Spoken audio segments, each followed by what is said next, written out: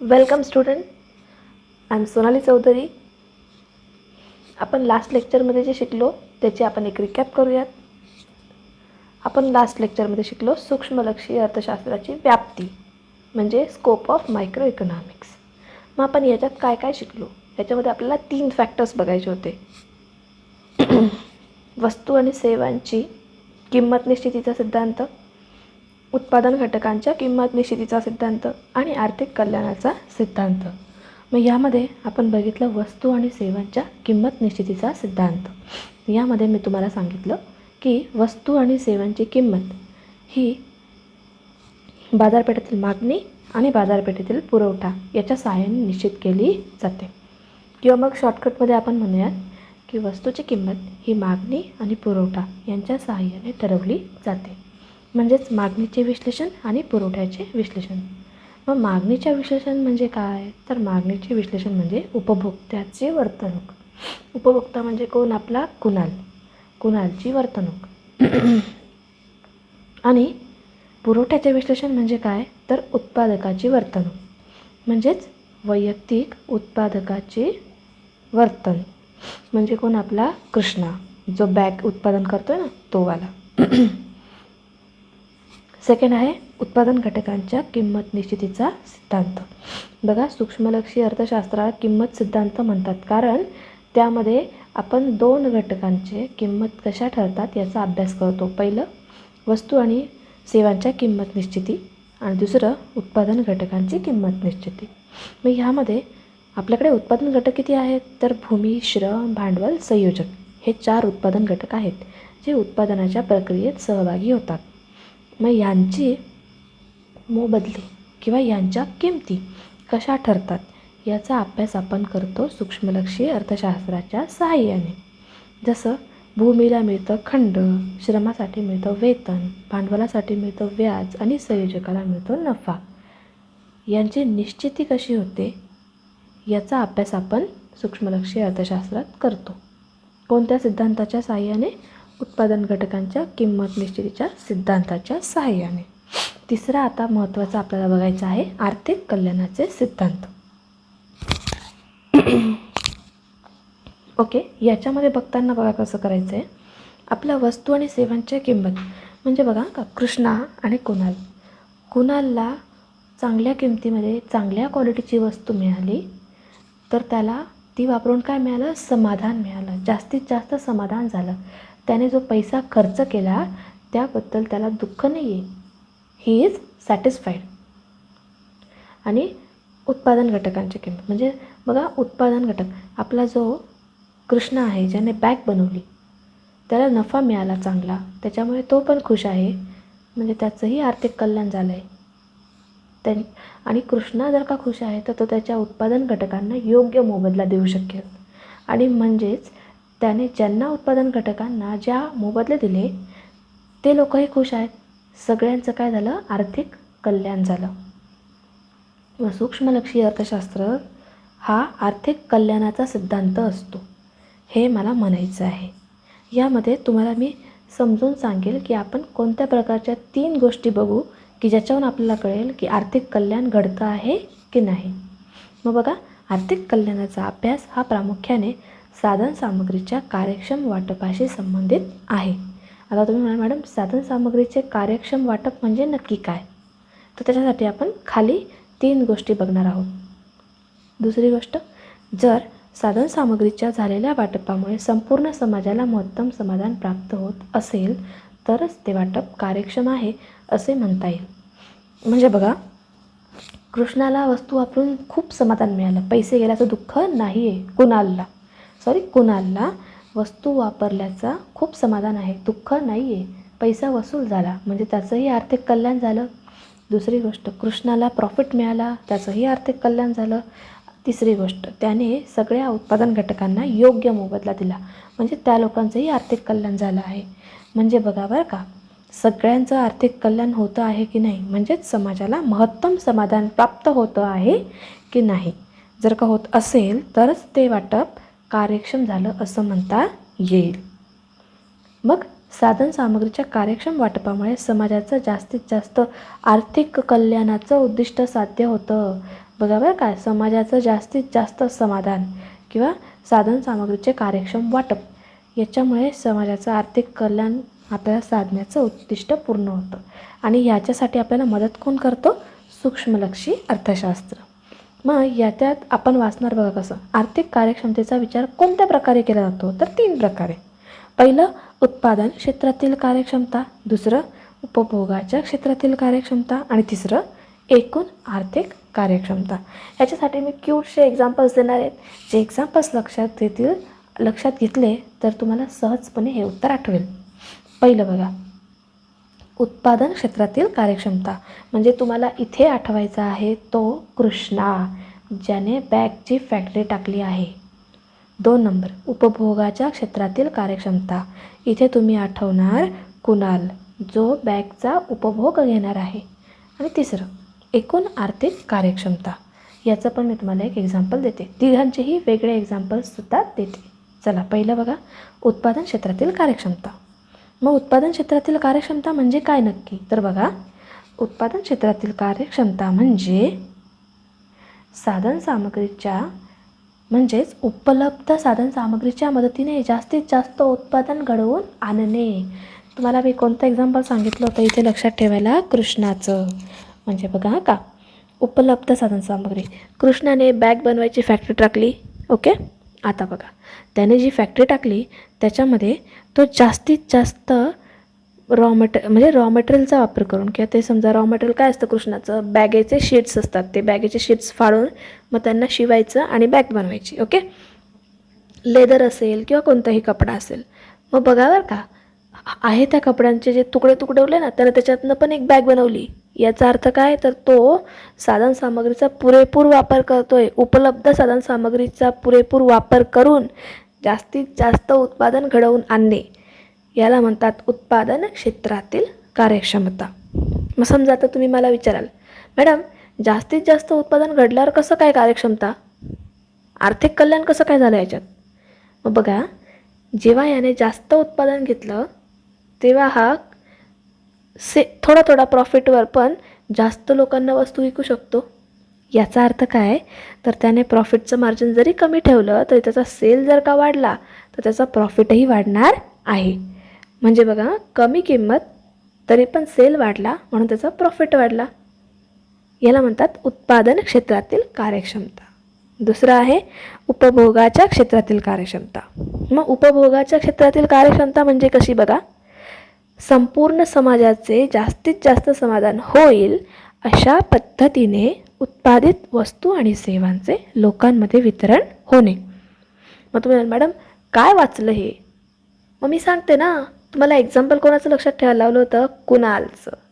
मग आठवा, कुणालला काय घ्यायची होती? बॅग घ्यायची होती.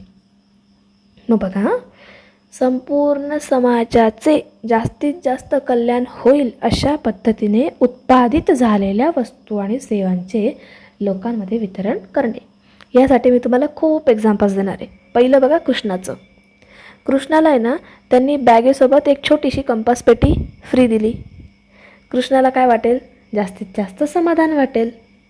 दुसरं एक्झाम्पल, मम्मी चहा पावडर घ्यायला जाते तेव्हा काय बघते मम्मी? की कोणत्या गोष्टीवर काय फ्री मिळतं आहे. म्हणजे परिवारचा अर्धा किलोचा डबा घेतला, पुडा घेतला तर एक छोटीशी प्लॅस्टिकची किंवा काचेची बरणी तिला फ्री मिळणार आहे. म्हणजे याचा अर्थ काय? तर तिचं तिथे जास्तीत जास्त समाधान होतं आहे. म्हणजेच याचा अर्थ उपभोग क्षेत्रातील कार्यक्षमता, की समाजाचं जास्तीत जास्त समाधान, याचाच अर्थ त्यांचं आर्थिक कल्याण जर का साधलं जातं आहे तर ती गोष्ट कार्यक्षम आहेच. फॉर एक्झाम्पल, म्हणतात बघा की पार्लेजी 50% फ्री किंवा 50% एक्स्ट्रा. 50% एक्स्ट्रा, जेव्हा ते एक्स्ट्राचं जे साईज बघतो आपण, त्या पाहूनच आपल्याला काय वाटतं? खूप छान वाटतं, खूप समाधान होतं की पैसे खर्च केले पण ते वाया नाही गेले. मग ह्यालाच तर म्हणतात उपभोग क्षेत्रातील कार्यक्षमता. आता तिसरी गोष्ट, एकूण आर्थिक कार्यक्षमता. एकूण आर्थिक कार्यक्षमता म्हणजे बघा का, एक्झाम्पल देते खूप क्यूटचं, ऐका. एका आपल्या एरियामध्ये, समजा हा आपला दत्त चौकाचा एरिया आहे. दत्त चौक एरियामध्ये जर का सगळेच्या सगळे वयस्कर लोक राहत असतील, सगळेच्या सगळे सुपर सिनियर्स, मग सगळीच्या सगळी जर का सुपर सिनियर्स आहेत तर त्या एरियामध्ये तुम्ही फुसफुस विका बरं आपली परफ्यूम विकला जाईल का? नाही विकला जाणार. म्हणजे तुम्ही परफ्यूमची फॅक्टरी टाकून परफ्यूम विकायला आणाल दत्त चौकात तर चालेल का? नाही चालणार तो परफ्यूम, कारण तिथे सगळे एजेड लोक आहेत. त्यांना तुम्ही बेटर वे तुम्ही त्यांना काठ्या द्या, ज्या लाकडी काठ्या असतात त्या आधार घेऊन ते चालू शकतात. म्हणजे बघा का. आणि समजा त्याच एरियात कोणीच एजेड व्यक्ती नाहीत, सगळे तरुण लोक आहेत, तिथे तुम्ही लाकडी काठ्यांचं उत्पादन करा बरं आणि ते विका, तर तिथे विकलं जाईल का? नाही विकलं जाणार. याचा अर्थ काय? तर लोकांना हव्या असणाऱ्या गोष्टींचं प्राधान्यक्रमाने सगळ्यात पहिले उत्पादन घेणं, याला म्हणतात एकूण आर्थिक कार्यक्षमता. म्हणजे ज्या गुड्स और services mostly desired by people आहेत, ज्या वस्तू आणि सेवा सर्वात जास्त लोकांना आवडतात किंवा लोकांना त्या गोष्टी हव्या आहेत, अशा गोष्टींचंच तर उत्पादन घ्यायचं, याला म्हणतात एकूण आर्थिक कार्यक्षमता. मग बघा 3 कार्यक्षमता शिकलो आपण. आर्थिक कल्याणाचा सिद्धांत बघायचा असेल किंवा समाजाचं महत्तम समाधान होतं आहे का, साधनसामग्रीचं कार्यक्षम वाटप होतं आहे का, हे बघायसाठी तुम्हाला 3 कार्यक्षमतांचा अभ्यास करावा लागेल. पहिलं उत्पादन क्षेत्रातील कार्यक्षमता, म्हणजे उपलब्ध साधनसामग्रीतून जास्तीत जास्त उत्पादन घेणं. दुसरं राहील उपभोग क्षेत्रातील कार्यक्षमता, म्हणजेच उपभोग क्षेत्रातील म्हणजे काय, तर संपूर्ण समाजाचं कल्याण होईल अशा रीतीने वस्तू आणि सेवांचं लोकांमध्ये वितरण होणं. कोणत्या वस्तू आणि सेवा? ज्या उत्पादित केल्या गेल्या आहेत त्या वस्तू आणि सेवा. आणि तिसरं एकूण आर्थिक कार्यक्षमता, म्हणजे सर्वसामान्य लोकांना सर्वाधिक प्राधान्याने कोणत्या गोष्टी हव्या आहेत त्या गोष्टींचं उत्पादन घेणं. येतं लक्षात? मग चला मला सांगा, कृष्णा आणि बॅगची फॅक्टरी हे एक्झाम्पल कसलं आहे? उत्पादन क्षेत्रातील कार्यक्षमता. नंतर 50% फ्री, 1 बाटली फ्री, एक छोटीशी कंपास फ्री, याला तुम्ही म्हणाल उपभोग क्षेत्रातील कार्यक्षमता. आणि तिसरं एक्झाम्पल कसलं, की जिथे जी वस्तू हवी आहे, जसं आमच्या एरियामध्ये सगळे लहानच मुलं आहेत, तर मग लहान मुलांच्या वह्या विकल्या गेल्या पाहिजे, वह्यांची फॅक्टरी टाकली पाहिजे. जी वस्तू लोकांना गरजेची आहे त्या वस्तूचं उत्पादन घेणं म्हणजे एकूण आर्थिक कार्यक्षमता. मग या कार्यक्षमता साध्य करण्याच्या दृष्टीने आवश्यक असणाऱ्या अटींचे विवेचन किंवा अभ्यास सूक्ष्मलक्षी अर्थशास्त्रात केला जातो. याचा अर्थ सूक्ष्मलक्षी अर्थशास्त्र हे 2 गोष्टींशी निगडीत आहेत.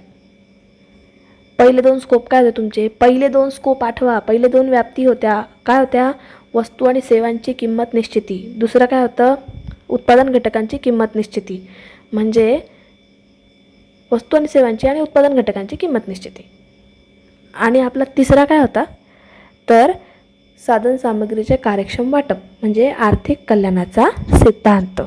म्हणजे याचा अर्थ सूक्ष्मलक्षी अर्थशास्त्र हे किंमत सिद्धांत आणि साधनसामग्रीचे वाटप याच्याशी संबंधित आहे. सूक्ष्म अर्थशास्त्रात संपूर्ण अर्थव्यवस्थेचा अभ्यास केला जात नाही.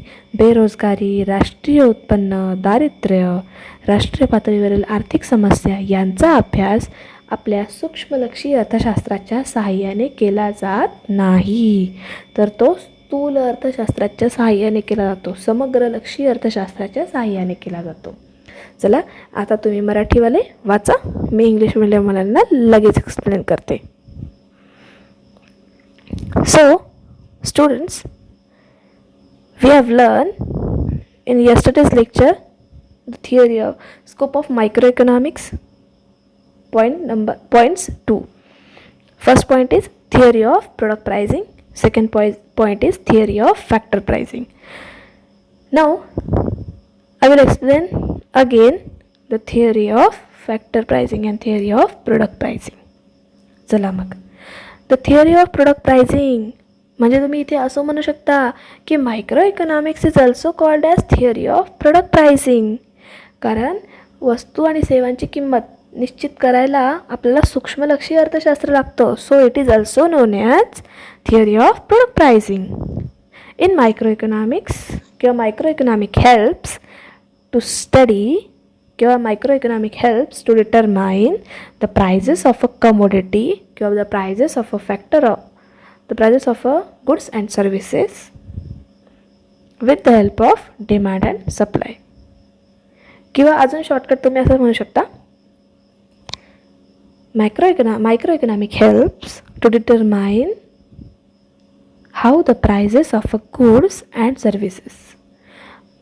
Microeconomic helps to study how the prices of goods and services are determined with the help of demand analysis and supply analysis. पुन्हा ऐका. Microeconomic helps to study how the prices of goods and services are determined with the help of demand analysis and supply analysis. Demand analysis means demand analysis deals with individual consumers' behavior and supply analysis deals with individual producers' behavior. म्हणजेच मागणीचा सिद्धांत मागणीचे विश्लेषण म्हणजे demand analysis कशाशी related आहे, कशाशी deal करतं, तर इंडिव्हिज्युअल कन्झ्युमरच्या बिहेवियरशी. इंडिव्हिज्युअल कन्झ्युमर म्हणजे कोण, तर वैयक्तिक उपभोक्ता किंवा विशिष्ट कुटुंब. आणि दुसरं आहे दुसरं आहे सप्लाय ॲनालिसिस. सप्लाय ॲनालिसिसमध्ये आपण स्टडी करतो, पुरवठ्याच्या विशेषणात आपण अभ्यास करतो कुणाचा, तर इंडिव्हिज्युअल प्रोड्युसर्स बिहेवियर म्हणजे एका उत्पादकाच्या वागणुकीचा. मग पुन्हा लक्ष द्या, theory of product pricing. What is theory of product pricing? Theory of product pricing means microeconomic helps to determine how the prices of goods and services are determined with the help of demand analysis and supply analysis. Demand analysis deals with individual consumers' behavior and supply analysis deals with individual producers' behavior. दुसरं बघा, theory of factor pricing. What is theory of factor pricing? In microeconomics, land, labor, capital and entrepreneur are the factors that contribute to the production process. मग तुम्ही असंही म्हणू शकता शॉर्टकटमध्ये की land, labour, capital and entrepreneur are the factor of productions. हे चार लोक काय आहेत, तुमचे फॅक्टर ऑफ प्रोडक्शन्स आहेत. इन मायक्रो इकॉनॉमिक्स किंवा असं म्हणा शॉर्टकटमध्ये, micro economic helps to study how the rewards किंवा how the prices of factor of production are determined, like rent for land, wages for labor, interest for capital and profit for entrepreneur. म्हणजे in short मराठीमध्ये सांगते की भूमी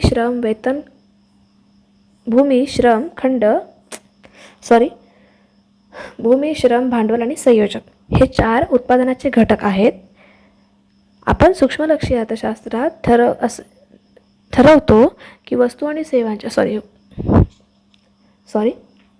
सूक्ष्मलक्षी अर्थशास्त्राच्या साहाय्याने आपण या उत्पादन घटकांच्या किमती कशा ठरतात याचा अभ्यास करतो. मग ह्याला आपण इंग्लिशमध्ये पुन्हा बोलूयात. Land, labour, capital and entrepreneur are factor of production. Micro economic helps to determine how the rewards or prices of these factor of production are determined, like rent for land, wages for labor, interest for capital and profit for entrepreneur. हे होते आपले 2 scopes of microeconomics. आता आपला third scope of microeconomics, this is called as theory of economic welfare. मग यासाठी आपण आधी 2 concept ऐकूयात किंवा माझ्या 2 लाईन ऐका, त्याच्यावरून तुम्हाला याची कन्सेप्ट क्लिअर होईल. Theory of product pricing and theory of factor pricing. ह्याच्यासाठी एक गोष्ट ऐकायची आहे तुम्हाला, ऐका बरं. Kunal got the bag at best price and the best quality किंवा at reasonable price and the best quality. So he is very comfortable or he is very satisfied that he got such a nice quality at reasonable price. So he is satisfied. याचा अर्थ की कुणालला reasonable वाजवी किमतीमध्ये चांगली क्वालिटीची अशी bag वापरायला मिळाली, सो ही इज सॅटिस्फाईड. मी म्हणू शकते की इथे त्याचं इकॉनॉमिक वेलफेअर झालं आहे. I can say there is economic welfare of Kunal. In second example, Krishna. Krishna is producing the bag. He take production of bags, he sell it, and he earn more and more profit. So I can say here, Krishna is well satisfied with his profit. This is also called as economic welfare. की आपल्याला economically we are satisfied. आर्थिकरित्या आपण समाधानी आहोत. Then it is called as economic welfare. मग ह्या दोन्ही गोष्टींवरनं बघा का, Krishna got very well profit, so he will give best rewards to the factor of production. कृष्णाला प्रॉफिट चांगला मिळाला आहे, त्याच्यामुळे तो उत्पादन घटकांनाही चांगला मोबदला देईल. So they are also satisfied. I can say there is economic welfare of those factor of production. याचा अर्थ की तिथेही फॅक्टर ऑफ प्रोडक्शनचं काय झालेलं आहे, इकॉनॉमिक वेलफेअर झालेलं आहे, आर्थिक कल्याण झालेलं आहे. म्हणजे याचाच अर्थ काय, तर सर्वांचं आर्थिक कल्याण झालं तरच आपल्याला काय बघता येईल, आपल्या अर्थव्यवस्थेचा किंवा आपल्या देशाचा पाया मजबूत करता येईल. सो सगळ्यांचं आर्थिक कल्याण होईल. आणि ते कसं होईल याचा आपण स्टडी करतो इन मायक्रो इकॉनॉमिक्स. बघा का, सर्वांचं आर्थिक कल्याण कसं होईल. How can we achieve economic welfare of the whole society. We studied it in micro economics. मग बघा, त्यांनी ते स्पष्टपणे म्हटलं आहे, theory of economic welfare deals with efficiency in allocation of resources. So what is efficiency in allocation of resources? बघा खाली, efficiency in allocation, बरं पहिल्यांदा ऐका, theory of welfare deals with efficiency in allocation of resources. म्हणजे आर्थिक कल्याणाचा सिद्धांत हा कशाशी निगडीत आहे, तर साधनसामग्रीच्या कार्यक्षम वाटपाशी. इफिशियन्सी म्हणजे कार्यक्षम, वाटप म्हणजे काय, तर अलोकेशन कशाचं, साधनसामग्रीचं म्हणजे रिसोर्सेसचं. सो साधनसामग्रीचं कार्यक्षम वाटप कसं होतं, बघा खाली दिलं आहे त्यांनी next line, efficiency in allocation of resources is attend किंवा means when it is result in maximum satisfaction of the people. लोकांचं जेव्हा मॅक्झिमम सॅटिस्फॅक्शन होतं तेव्हा आपण असं म्हणू शकतो की efficiency in allocation of resources आहे. And if there is efficiency in allocation of resources, we can say theory of economic welfare. We can say that there is economic welfare. मग बघा, economic efficiency involves 3 efficiencies. How can we say that there is economic efficiency? We can say with the help of following 3 points. Which following 3 points? First is efficiency in production. Second is efficiency in consumption, and third is overall economic efficiency. So what is efficiency in production? What is efficiency in consumption? And what is overall economic efficiency? For this, I will give you examples to learn in a simple way. So firstly, Kunal, Krishna, our 2 examples. चलो उनको लेते हैं. Efficiency in production म्हणजे त्याच्यामध्ये कोण आला माहिती का, कृष्णा. इफिशियन्सी इन कन्झम्शन त्याच्यामध्ये कोण आला, कुणाल. आणि ओव्हरऑल इकॉनॉमिक इफिशियन्सीसाठी मी तुम्हाला काहीतरी वेगळं एक्झाम्पल देईन. चला बघा, मग आधी आपण वाचूयात आणि मग मी तुम्हाला एक्सप्लेन करते. Efficiency in production means producing maximum possible amount of goods and services from the given amount of resources. म्हणजे दिलेल्या रिसोर्सेसमधून अवेलेबल असलेल्या फ्रॉम द गिवन. मला नको आहे तो फ्रॉम द गिवन, मला इथे हवा आहे फ्रॉम अवेलेबल रिसोर्सेस. अमाऊंट पण नको, ऑफ पण नको, मला तिथे हवं आहे from available resources. Please make it clear की मी जे काही चेंज करून देते आहे ते तुम्ही तिथे चेंज करून घ्या. इफिशियन्सी इन प्रोडक्शन मीन्स उत्पादन क्षेत्रातील कार्यक्षमता म्हणजे नक्की काय? Producing maximum possible amount of goods and services. जास्तीत जास्त वस्तू आणि सेवांचं उत्पादन घेणं. कशातून? From available resources. उपलब्ध साधनसामुग्रीच्या साहाय्याने. म्हणजे कृष्णाने बॅगचे शीट्स आणले, ते शीट्स कापून त्यांना मस्त शिवून काय बनवल्या? बॅगा बनवल्या. त्याने जेव्हा त्या बॅग बनवल्या तेव्हा थोडासा माल उरला होता, मटेरियल उरलं होतं कापलेलं. त्यापासून सुद्धा त्याने एक बॅग बनवली आणि विकली. विचार करा, त्याच्याकडे असा किती सारा तुकडे माल पडत असेल. त्याच्यापासून त्याने बॅगा बनवल्या आणि त्या पण विकल्या, कॉम्प्लिमेंटरी विकल्या किंवा ॲज अ गिफ्ट विकल्या किंवा अशाच दिल्या. तर त्याला त्याच्यातनं पण काय होणार आहे? प्रॉफिट होणार आहे. याचा अर्थ बघा, जेवढा जास्त प्रोडक्शन तेवढा जास्त प्रॉफिट. इवन तो थोड्याशा प्रॉफिटवर सुद्धा वस्तू विकेल ना तरीसुद्धा त्याला प्रॉफिट होईल. का? कारण त्याच्या जास्त वस्तू विकल्या जातील. त्याला म्हणतात इफिशियन्सी इन प्रोडक्शन. दुसरं इफिशियन्सी इन कन्झम्पशन. ऐका मग. Efficiency in consumption means distribution of produced goods and services among the people.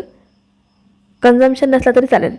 Among the people in such a way as to maximise total satisfaction of the society. म्हणजे याचा अर्थ efficiency in consumption म्हणजे काय? तर goods and services, produce केलेल्या goods and services in such a way, अशा मार्गाने distribute करायच्या to maximise total satisfaction of the society. संपूर्ण समाजाचं काय होईल? सॅटिस्फॅक्शन, जास्तीत जास्त समाधान होईल. मग याचं एक्झाम्पल मी तुम्हाला म्हटलं होतं कुणालचं, की कुणालला जेव्हा त्याने बॅग विकली ना कृष्णाने, तेव्हा त्याने काय केलं की त्याला बॅगसोबत एक छोटीशी कंपॉस दिली किंवा बॅगसोबत अजून एक छोटी बॅग दिली. तर काय झालं रे, आपला कुणाल खुश झाला की मी पैसे खर्च केले पण माझे पैसे वाया गेले नाही. ही is satisfied by spending that income portion on that bag. म्हणजे बघा, इन्कम पोर्शन त्याने जो त्याचा होता तो बॅगवर खर्च केला, त्याला दुःख झालं नाही. He is more satisfied. This is also called as economic welfare. And third, overall economic efficiency. चला याचं पण एक एक्झाम्पल बघा. It means production of those goods which are mostly desired by people. म्हणजे बघा, दत्त चौकात आपण गेलो, दत्त चौकात सगळे लहान मुलं होते. आता लहान मुलं आहेत तिथे, तुम्ही परफ्यूम विकायला परफ्यूमची फॅक्टरी टाका बरं, कोण घेईल तुमचे परफ्यूम त्या एरियामध्ये? कोणीच नाही घेणार. पण जर का तुम्ही तिथे वही, नोटबुक्स, झेरॉक्सचं दुकान, ह्या सगळ्या गोष्टी टाकल्या, स्टेशनरी टाकली, तर ती मोस्ट चालेल, नक्कीच चालेल. याचा अर्थ production of those goods, taking production of those goods which are mostly desired by people. लोकांकडनं सर्वात जास्त ज्या गोष्टींची मागणी असते अशा वस्तू बनवून विकणं, याला म्हणतात ओव्हरऑल इकॉनॉमिक इफिशियन्सी. मग बघा, in micro economic theory shows under what conditions these efficiencies are achieved. म्हणजे मायक्रो इकॉनॉमिक आपल्याला शिकवतं की आपण या तीनही इफिशियन्सीज कशा अचीव करू शकतो. दस micro economic focuses mainly on price theory and resource allocation.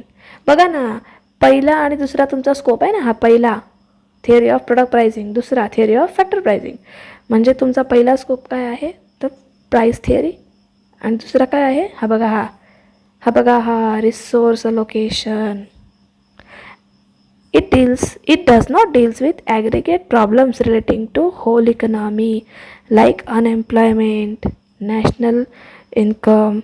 अशा गोष्टींवर मायक्रो इकॉनॉमिक्स फोकस करत नाही. अशा गोष्टींवर कोण फोकस करेल? Macro economics.